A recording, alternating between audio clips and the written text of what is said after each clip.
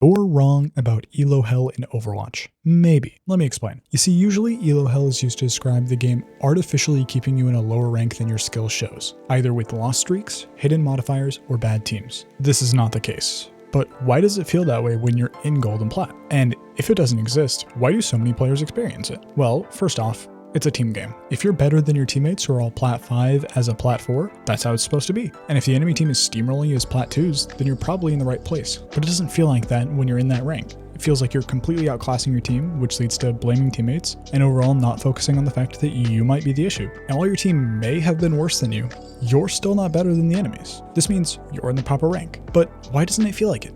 And why does it feel like you can have better mechanical skill than a diamond and still be stuck in platinum? Well, I think I found it out. To start, the gap between plat and diamond is monumental. However, it's not a skill gap. It's an understanding and a game sense gap. So much goes into the game, ult tracking, positioning, things that aren't blatantly obvious and you probably won't be able to learn just by getting better at the game. Usually, you'll have to watch higher ranked players play to see what they do differently, study what makes these players better, or have one of them VOD review you and give you coaching. This step right here, having to go out of the game to get help from an external source, is what I believe causes this invisible cliff. In most games, with a ranked system, you can improve pretty consistently and flow from your rank up to higher ranks, and sometimes even the top ranks, just simply by playing more and getting better at things like ability usage and aim. For this, I'm going to use Apex as an example. In Apex, the rank distribution looks like a nice, smooth bell curve, with majority of players being in the middle ranks but tapering off on each side. In Overwatch, rather than it being a smooth bell curve, there is a drastic drop in diamond. This causes a majority of the player base to feel like they're trapped in what some deem Elo Hell, when in all reality, all it is a very large, not necessarily skill gap, but game sense and understanding gap. The gap in Overwatch being divided by game sense rather than skill, I think is what causes so many people to feel like no matter how much they improve, they cannot climb. At least, that was the experience for me. I was improving mechanically extremely fast.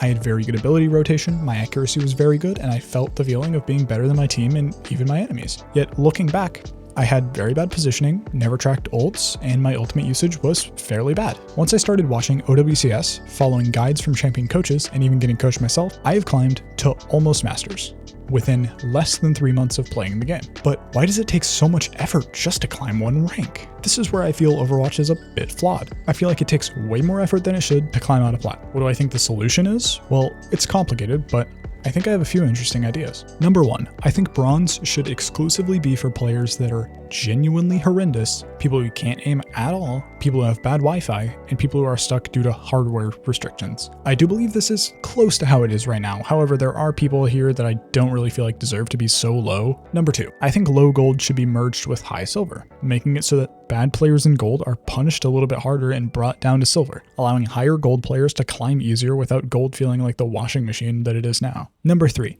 I think that the low platinum should be shifted down to high gold, as there isn't enough of a distinction between mid to high gold and low to mid plat in my opinion. Number 4, this one is my biggest one.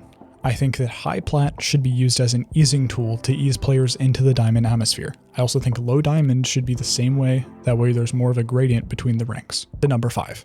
I think Masters should be where the dam is, as the rank after Diamond in most games is usually the place that means you're truly good, the rank you have to study to get into. Whereas in Overwatch, I don't feel like there's that much of a difference between Diamond and low Masters, instead having Diamond be that rank you study for. Overall though, I feel that introducing plat players to these Diamond players might help them learn a bit about these hidden skills like positioning and ult tracking, rather than having them be something you have to search for and actively go out of your way just to learn. Really quick, if you are enjoying, make sure to like and subscribe. Only 1% of my viewers are subscribed, and your sub would help out a ton. I am so close to 1,000 subscribers, and that is my dream, so please help me get there. I also have a community Discord and a Twitch if you're interested in either of those, both in the description, along with the link to my coach. Another solution I feel would work is simply inflating the lower ranks. However, most likely cause more issues than it would fix, but just hear me out here for a little bit. Reward the lower ranks more for wins and take away less for losses. This way they're forced into a confusing environment and can stay there for a little longer to learn rather than be forced out instantly as they are now. And yes, while this may just shift the issue to masters,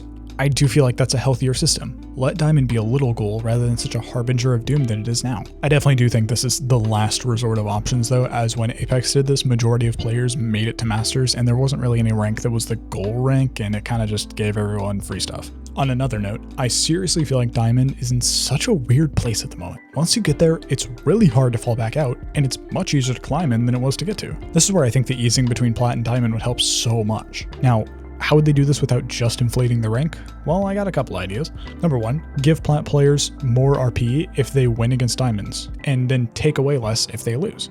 And I mean like 10 to 15%, because while the game does currently do this, it's only about 5% each time and can feel extremely inconsequential majority of the times. Number two, take away more from Diamonds who lose to Plats, similar to before but flipped for Diamonds. And while this may cause a whole nother issue entirely, being a vortex of losing and winning over and over again, I feel like it might cause a bit more of a gradual climb to Diamond rather than a sheer cliff that it is now. Am I saying this cliff is impassable?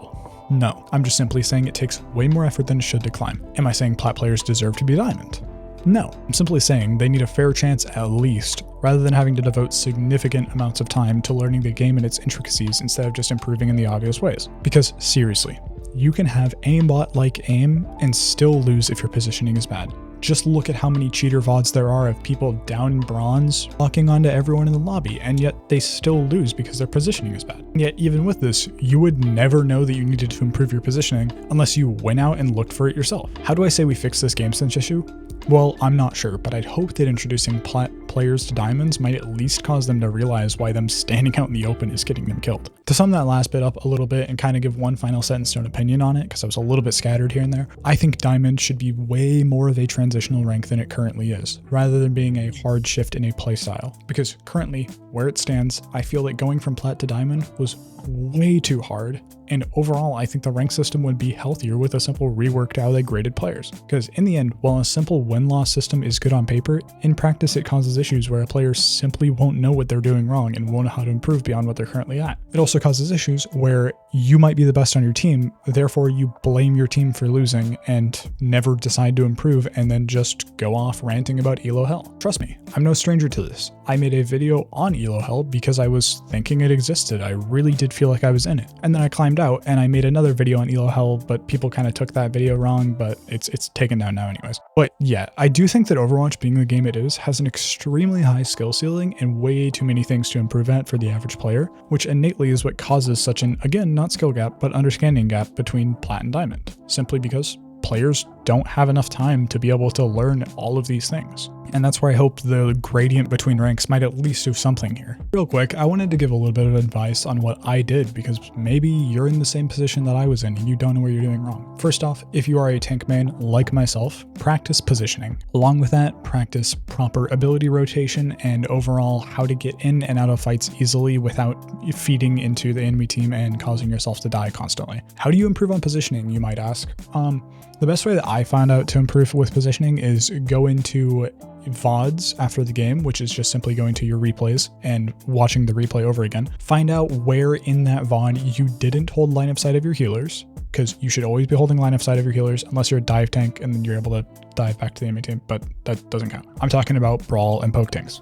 Say you're not holding line of sight of your supports and you don't realize this, so you run out, you die, and you don't know what's going wrong. If you watch the VOD, you'll see that you're not in line of sight. And while it does help to do this with another player, doing it yourself is plenty to at least get out of platinum. For a DPS, I don't have much experience with DPS, but I'll try and give as much advice as I possibly can. For one, try to hold off angles rather than holding behind your tank, because I'm going to mention this for support too in a minute, but if you are holding behind your tank, you are going to catch strays and you will die before your tank dies. Whereas if you are holding an off angle, you have opportunities to take out enemies without them even being able to know you were there. This also takes aggro off of your tank and stops them from just taking ridiculous amounts of damage from the entire enemy team. Another thing is, learn to play without a shield tank. Whether this means queuing up with a tank that you're not used to, such as, inviting a friend and having them play Wrecking Ball or something, just in general, learn to fight without being behind a shield. If you rely on being behind a shield for the entire time,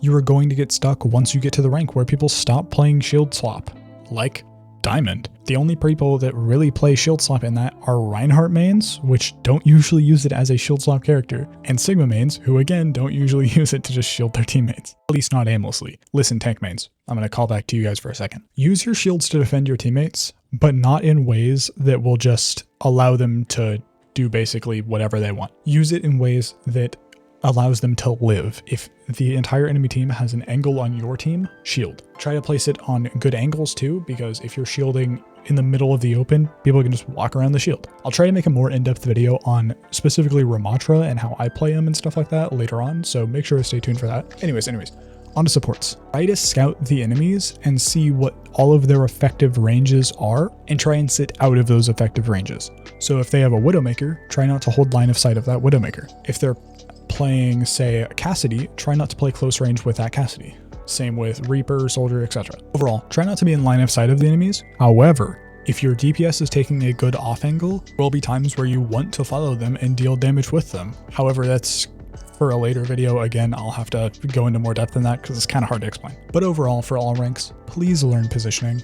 It's different for each role, but it is the most important skill you will ever learn in this game. Bad positioning makes or breaks Masters players. And I will tell you this because I don't have the best positioning right now, and surprise, surprise, I'm not in Masters yet. The people who I lose to consistently have better positioning than me, and that's why they win the fights. It's not that they're better than me skill-wise, it's not that they're better than me ability rotation-wise, it's that they're better than me positioning-wise. There are times where they're better in the other ways too, but it's mainly positioning. And finally, for the people out there arguing on whether or not Elo Hell exists, rather than trying to disprove the other person, try to see what they're experiencing and explain it in a nicer way than simply, you deserve your rank statistically, blah, blah, blah. If you have a 50-50 win rate, you deserve it, blah, blah, blah. Because all that does is cause both sides to get defensive and spread hate and toxicity in the community. Instead, give advice on things they may not even know about, such as positioning and ult tracking. Try to help the person in what they are feeling is Elo Hell, out of it, rather than denying its existence and sitting in your own douchey throne. With that though, I apologize for my past videos incorrectly calling this Elo Hell.